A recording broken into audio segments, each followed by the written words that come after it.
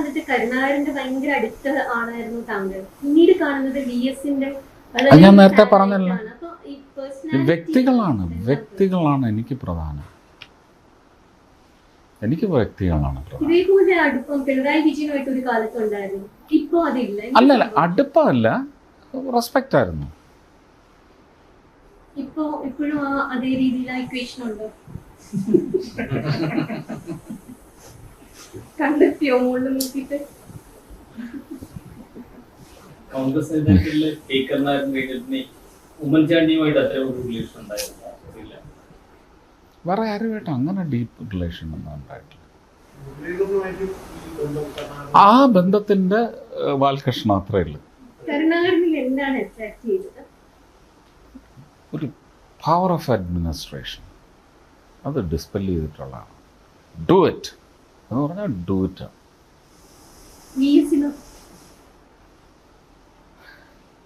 പിന്നെയും എന്നെ മേളിലോട്ട് നോക്കിക്കണമല്ലേ. സമ്മതിച്ചില്ലല്ലോ പുള്ളിയെ, അദ്ദേഹത്തെ സമ്മതിച്ചില്ല.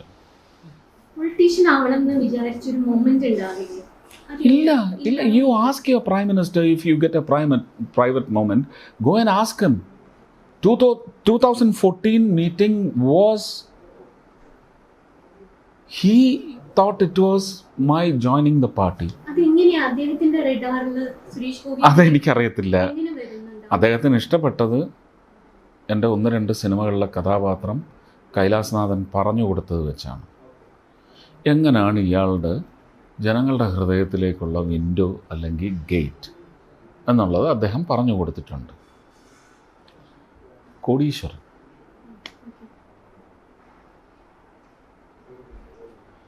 വിളിച്ച് എന്നോട് ആവശ്യപ്പെട്ടത് ഞാൻ നിഷേധിച്ചു. ഞാൻ അവസാനം പറഞ്ഞു, ഞാൻ പാപം ചെയ്യില്ല, ഞാൻ ഒരാളുടെ കണ്ണീരിന് കാരണമാകത്തില്ല, തയ്യാറെടുത്ത ഒരാൾ നിൽപ്പുണ്ട്, ഒരു കാരണവശാലും ഞാൻ വരില്ല, ഇങ്ങനെ തന്നെയാണെന്ന് പറഞ്ഞു.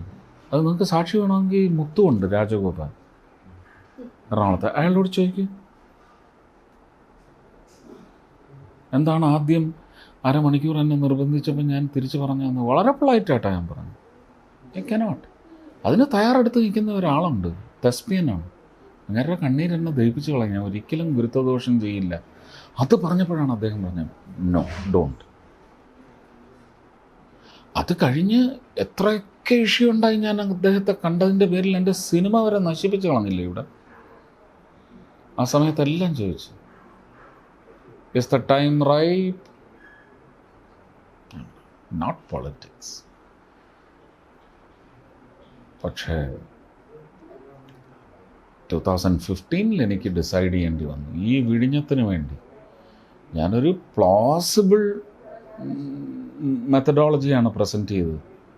ഞാൻ അവിടെ പ്രസംഗിച്ച് വീട്ടിലെത്തിയപ്പോഴത്തേക്കും ഹിന്ദുക്കൾ വിചാരിച്ചാലേ പോർട്ട് വരുന്നു എന്ന് ഞാൻ പറഞ്ഞത് മാതൃഭൂമി സ്ക്രോൾ ഇട്ടപ്പം I could not take it.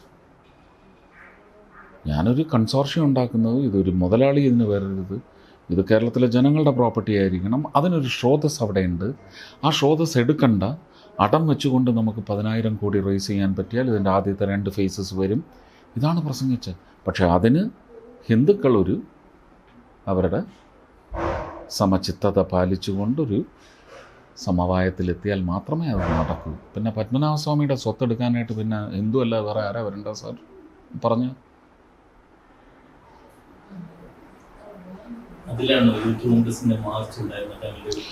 എന്തൊക്കെയോ ഉണ്ടായി, അതെന്നെ വല്ലാണ്ട് തകർത്ത് കളഞ്ഞു. അന്നേരവും ഞാൻ വഴങ്ങിയില്ല. പക്ഷെ 2015 ഓഗസ്റ്റിലാണ്. അപ്പോഴാണ് പെട്ടെന്ന് ഈ KSFDC, ഐ മീൻ NFDC വന്ന് എന്നെ വിളിച്ചു. അരുൺ ജെയ്റ്റ്ലിജി ഇൻ്റർവ്യൂ ചെയ്തു. റത്തോടാണ് എന്നെ കൊണ്ടുപോയത്. പക്ഷെ അത് കഴിഞ്ഞ് പ്രൈം മിനിസ്റ്റർ അത് ബ്ലോക്ക് ചെയ്തത്. അത് പിന്നെ അമിത്ഷാജിയാണ് എന്നോട് പറഞ്ഞത്, no let him free, I need him. അതിനകത്ത് പോയി ഇരുന്നാൽ വേറൊന്നും പറ്റത്തില്ല, സ്റ്റാറ്റ്യൂട്ടറി ബോഡിയല്ലേ. പൂനെ അല്ലല്ലോ ഞാൻ പോയത്, ഐ എം സ്റ്റിൽ കണ്ടിന്യൂയിങ്.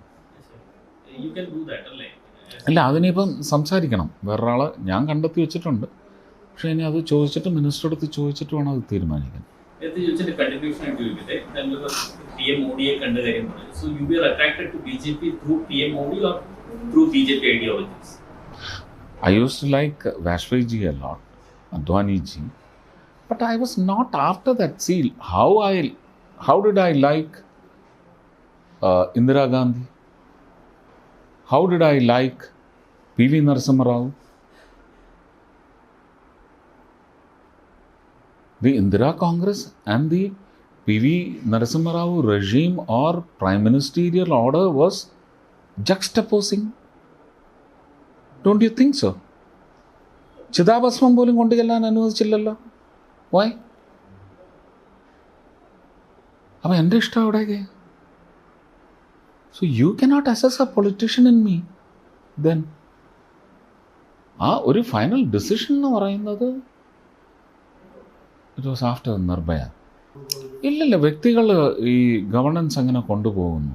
12 വർഷം നരേന്ദ്രമോദി ഗുജറാത്തിൻ്റെ 12 വർഷമല്ല, ഞാനൊരു 9ാമത്തെ വർഷം മുതൽ ഇത് അസസ് ചെയ്യുന്നുണ്ട്. അപ്പോൾ 3ാം പ്രാവശ്യവും ജയിക്കും എന്നുള്ള അഭ്യൂഹങ്ങൾ വന്ന് 3ാം പ്രാവശ്യവും ജയിച്ചപ്പോൾ this man is fit for India എന്നുള്ള തോന്നൽ വന്നു. That happen. അദ്ദേഹം എന്നെ ഒരു സർജിക്കൽ സ്ട്രൈക്ക്. ഞാൻ ചെല്ലാൻ വിമുഖത കാണിച്ചപ്പോൾ 5ാമത്തെ പ്രാവശ്യം കൈലാസ്നാഥനാണ് വിളിച്ചത്. നിങ്ങളങ്ങനെ വലിയ കൊപ്പത്തെ ആക്ടറാണെന്നുള്ള വിചാരമൊന്നും വേണ്ട. വളരെ രൂക്ഷമായിട്ട് സംസാരിച്ചു. സൗകര്യം ഉണ്ടെങ്കിൽ ഒന്ന് കണ്ടിട്ട് പോവുക, അത്രയേ ഉള്ളൂ. അങ്ങനെ പിന്നെ പക്ഷേ മോദിജി അങ്ങനെയല്ല സംസാരിക്കുന്ന രീതിയിലാണ്. മോദിജി പിന്നെ അതിന് പറ്റിയൊരു കാമൻ ക്വയറ്റായിട്ടുള്ള ഒരാളിനെ അയച്ച് കാര്യങ്ങൾ പറഞ്ഞു. അങ്ങനെയാണ് ഞാൻ പോകുന്നത്. താങ്കൾ പറഞ്ഞിട്ടുണ്ട് മകളുടെ കല്യാണത്തിന് കൈ പിടിച്ചു കൊടുക്കുന്ന ആ മൊമെന്റില് ഇന്ത്യയുടെ കണ്ണിങ്ങനെ നിറഞ്ഞിരുന്നു. നനഞ്ഞിരുന്നു തിളക്കം. ഇതാണ് ഈ നമ്മൾ ഒരാൾക്കൊരു സെൽഫ് കൺസെപ്ഷനുണ്ട്. ഞാൻ പലയിടത്തും പറഞ്ഞിട്ടില്ലേ, എന്നെ സൈസ് ഔട്ട് ചെയ്യേണ്ടതായിരുന്നു എതിർ പാർട്ടികളുടെ. ഞാനിതിൽ വരരുത് എന്നുള്ളതല്ല, എന്നെ സൈസ് ഔട്ട് ചെയ്യണമെന്നുള്ളതായിരുന്നു അവരുടെ target. Project what I am not. What is not at all me to be put as a fixation. Struggle for that. They were at it. And I did not contradict or say react by going against their route and saying that is not me. I did not say. I said this is me.